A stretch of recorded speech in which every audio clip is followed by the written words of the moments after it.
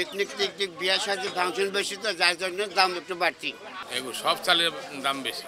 3-4টা quality আছে আপনার মিনিকেটের, যেগুলো আগে বিক্রি হয়েছিল 72-73 টাকা, এগুলো অনেক পাইকারি মার্কেট আছে 76-77 টাকা, আমরা বিক্রি করতেছি 78 টাকা 80 টাকা এরকম বিক্রি করতেছি।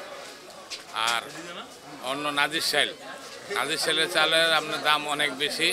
ওটা যেটা আপনার পালকি চালটা, ওটা আগে আনছিলাম 69-68, ওটা মানে আপনার 74 টাকা, ওটা বিক্রি হইতেছে 78 টাকা।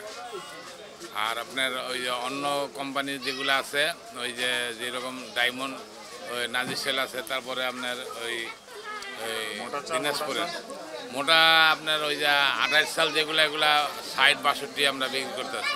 ওটা পাইকারি মার্কেট আছে 57-58 টাকা। এগুলো সব চালের দাম বেশি, খালি আপনার ওই কমের ভিতরে আপনার ওই যে পোলার চালটার দামটা আগের মতনই আছে, ওইটা বেশি একটা বাড়ে নাই। চলে যাবে 350 টাকা চলছে অনেক। পিকনিক টিকনিক বিয়ে সাথে ফাংশন বেশি তো যার জন্য দাম একটু বাড়তি। 350 সোনালি, 540, 550 হলে বেশি। বলার ছোট হইলে 210, যারা 12 বিঘে পুকুর রাখা 210, বড়টা হলে 200।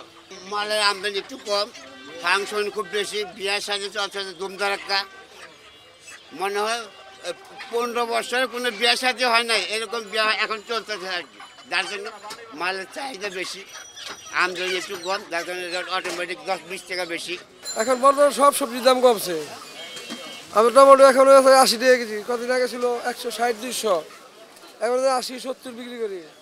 তার মরিচের কেজি বিক্রি করি 100 টাকা 80 টাকা, বেগুনের কেজি 60 টাকা, গাজর 60, এই খিরাই বেশি 50 টাকা বিক্রি করি, শসা বেশি 80 টাকা। ফুলকপিতে দাম নাই এরা মানে বলার কথা বাইরে।